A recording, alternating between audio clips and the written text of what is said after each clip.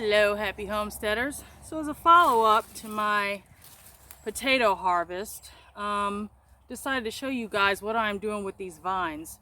So what I am doing is I'm going through this huge mound of vines that I have, and I'm taking the most tender of the stalks with the newest leaves on them that I can find, and they're going into my trusty basket here.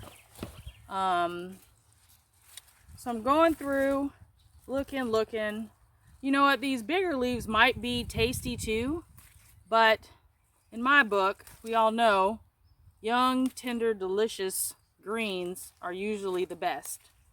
So stem and all, I'm taking off any that may have some damage to them. The big stuff is going on to the compost.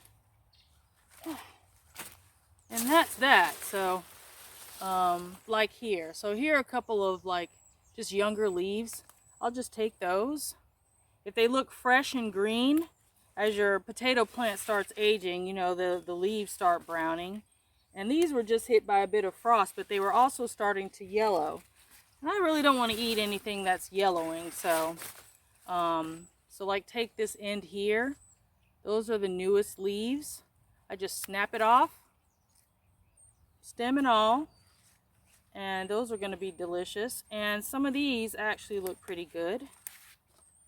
And the rest of these are kind of yellow. I don't know if you can see, but they were already starting to die. So once I go through this big mound and get as much as I can stand, I don't think these will keep in a freezer, you know, because they're tender. So that means, you know, maybe it can work for a couple of weeks in the refrigerator. I don't know. This is my first time doing this, so I'm going to throw it at the wall and see what sticks. But let's see. Let me find one of these vines that are, let's see. So you see some of these sprouts are growing in between. So I'll snap that off. There, keeper. And oh, that one's a little bit too much, but I don't like wasting food. So there's even some small ones on the smaller ones, the branches. So just pull those off. Here's one here on the end. I'm going to take that whole thing there. So there you have it. So I'm going to go fry these up. Hello everybody. So here's a follow-up to the sweet potato leaves that I harvested. They were as delicious as everyone said they were.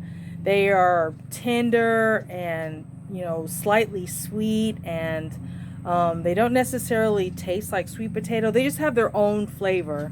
So we were able to stir fry them up, and we sampled them, and then we eventually had some, you know, for dinner.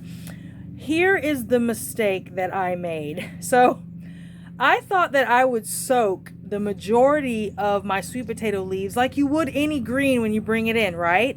You want to get dirt off, you want to get debris, you want to get, you know, aphids or any sort of bugs that may be in your leaves. So what I normally do is I always soak my greens, you know, maybe a little baking soda, not peroxide, but you can use peroxide, or some, you know, lemon. And I mean, for my greens, I don't do this, but my grandmother used to put just this tiniest little hint of bleach in the water that she used to soak her collards in. And I know some people will be like, oh my gosh, the chemicals or whatever. Well, my grandmother lived to be like 93. And I mean, we hardly ever get sick in our family. So, I mean, you can say what you want, but, you know, some of these things that our grandparents and ancestors used to do, I mean, they worked. So, whatever. So, let me get back to the greens. So, unfortunately, I didn't get to the greens, I think, the sweet potato leaves, until like the next day or so.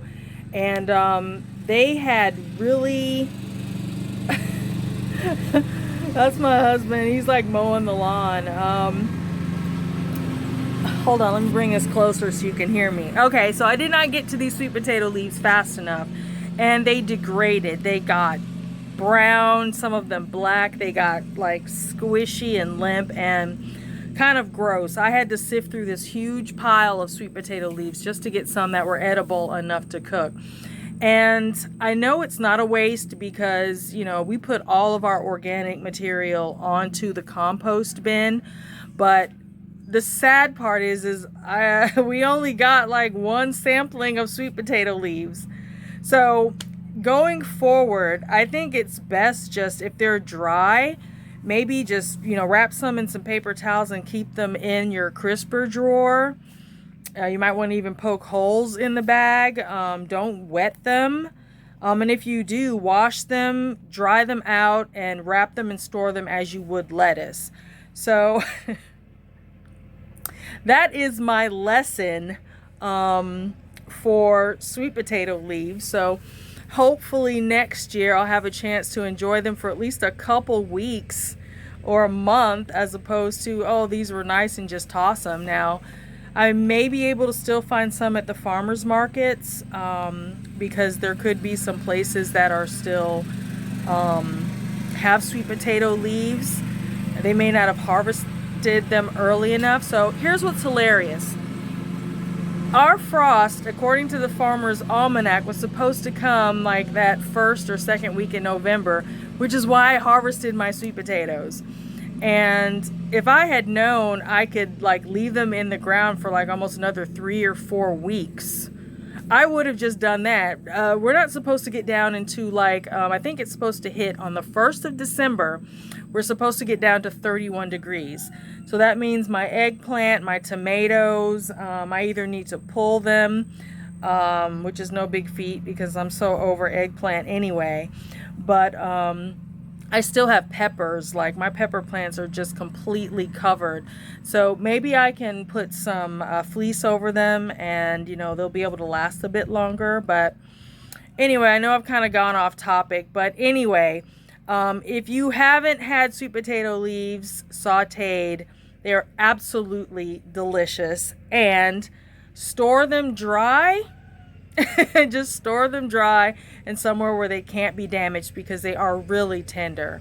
But anyhow, I hope you've enjoyed these pointers, and tell me about your sweet potato issues or anything that you've had with I've already had Cece from Texas chime in on, you know, my previous video on why I had gigantic sweet potatoes and then a bunch of small ones. I probably should have used bone meal, which I will be doing that the 3rd year around. So it's great to see, you know, how, you know, I progress and how other people progress in their gardening journey. So let me know what you're growing going into the last end of fall, December. We only have a few weeks left, December 20th, and then we're officially into winter. Let me know what you still have a lot left over of, and if you're going to be pickling, giving away, or bringing it in. I hope you're doing well, and we'll see you next time. Bye-bye.